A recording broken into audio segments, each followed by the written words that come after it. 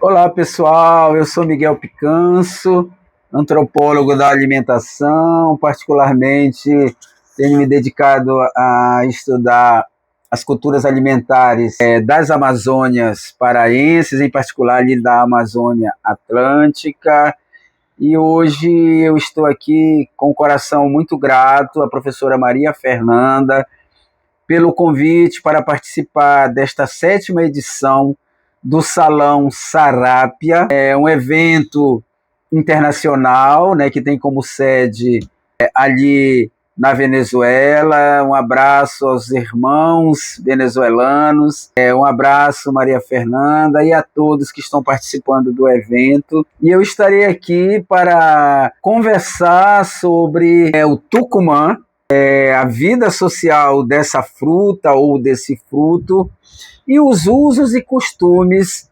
que emanam dessa fruta e que vão agenciando modos de comer e de viver nas Amazônias brasileiras. Em particular, eu falarei dos atravessamentos do Tucumã no Pará, mais ali no Nordeste paraense, e também no estado do Amazonas, em particular na cidade de Manaus. Esses dois estados são atravessados, emaranhados por experiências comensais que forjam sociabilidades, que forjam renda, trabalho, que emanam também ancestralidade, identidade e pertencimento a esses territórios das Amazônias brasileiras, em particular desses dois estados.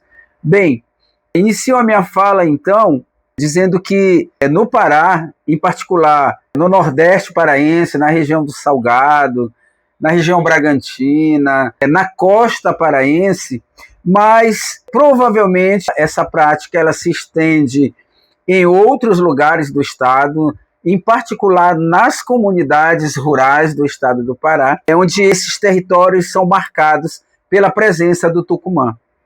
Lá na minha comunidade de Araí, que é meu campo etnográfico e é minha terra natal, nós estabelecemos uma relação de muita proximidade, de muita intimidade, de muito afeto com o tucumã, de modo que nós o chamamos de tucum. É um apelido que os araienses colocaram na fruta, e esse apelido acaba representando o lugar que o tucum ocupou e ainda ocupa na vida dos nossos parentes e irmãos. Ocupou, claro, com maior intensidade em outrora do que agora, porque na atualidade o tucumã e a cultura do tucumã acaba que sendo tomado por um processo de apagamento, não se consome, não se come, não se usa mais o tucumã com a mesma intensidade que se usava, por exemplo, no tempo em que eu era criança em Araí. Porque naquele tempo, na minha infância, o tucumã era a comida necessária, presente nas nossas vidas e nas nossas mesas.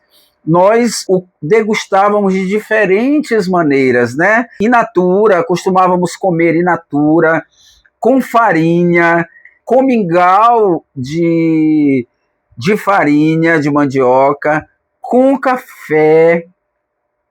Comíamos também, quando ele ainda estava verdinho, no cacho, antes de amadurecer, nós tínhamos como criança, esse era um costume muito das crianças, nós cortávamos alguns cachos, abríamos o tucumã, tomávamos a água, porque ele tem uma águazinha ali dentro, e depois ficávamos comendo a polpa do tucumã verde. Era um momento de muita diversão, de muita alegria, um costume que atravessava a vida das crianças ali, por exemplo, de Araí. É claro que hoje em dia esses costumes, quase todos que eu citei aqui, estão em desusos. Raramente a gente encontra ali nas comunidades as pessoas degustando, comendo o tucumã das maneiras como eu relatei aqui.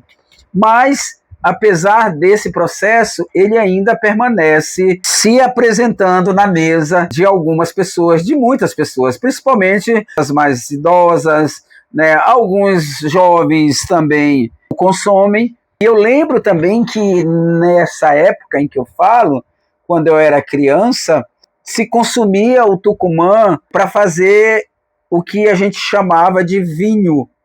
É uma espécie de suco do tucumã, mas com a ideia de vinho. Vinho que deriva de vinhoso. E o que é um tucumã vinhoso?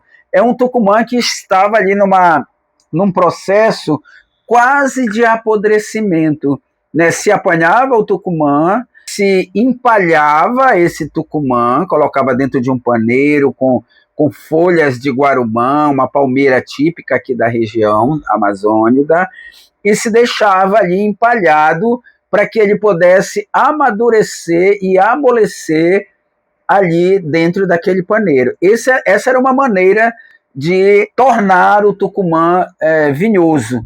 Mas a maneira mais costumeira e mais usual de tornar o tucumã vinhoso era enterrando esse tucumã.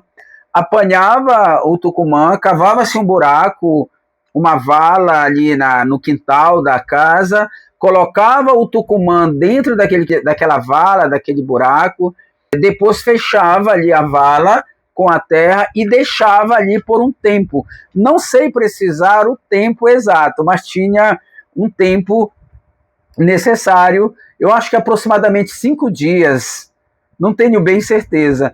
Depois desse tempo, ia-se cavar o buraco, tirar o tucumã dali, porque ele já estava vinhoso. Estar vinhoso é estar nesse estado quase que apodrecido. Não era podre, não estava ainda no podre, mas ele estava tão maduro que se ficasse, por exemplo, mais um dia ali, apodrecia.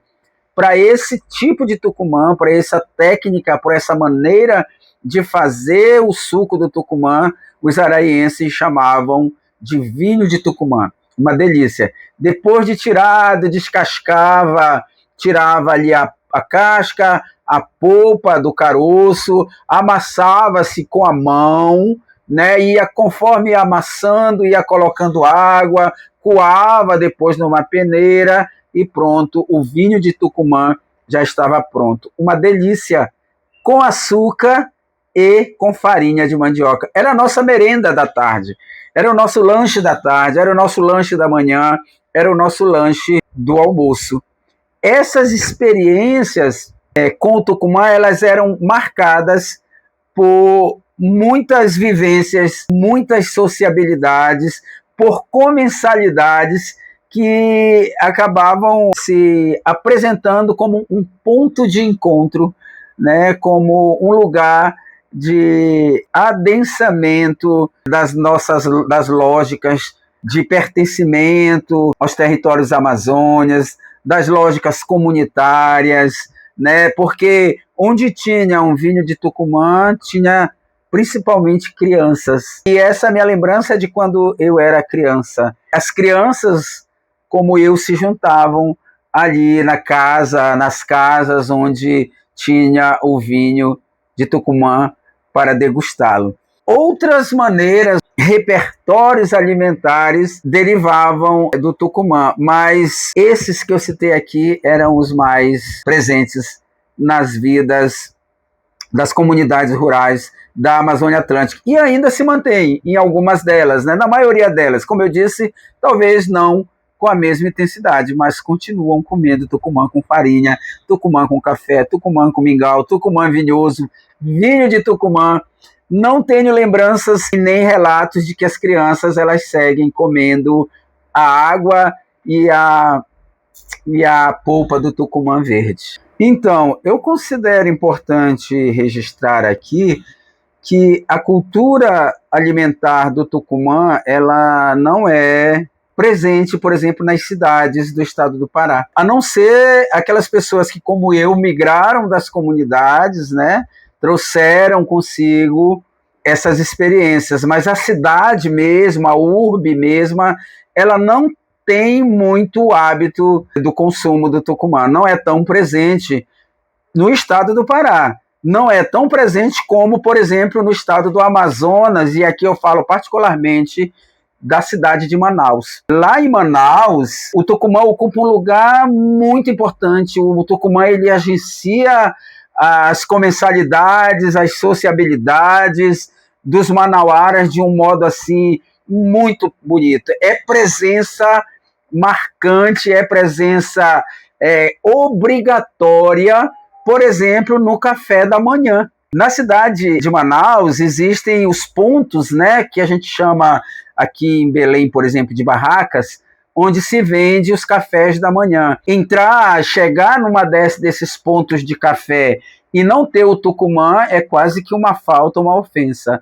Então, o Tucumã ele faz parte dessa cultura alimentar, ele atravessa essas experiências alimentares do Manaus de maneira muito extraordinária, né? No café da manhã, no lanche da tarde, não à toa que lá em Manaus eles têm o x-caboquinho, que é uma espécie de, como se fosse um hambúrguer feito de pão, e esse x-caboquinho, esse hambúrguer, ele é recheado, por exemplo, de queijo, pode ser de banana também, mas principalmente de Tucumã. O Tucumã é maior, é presença marcante no x-caboquinho.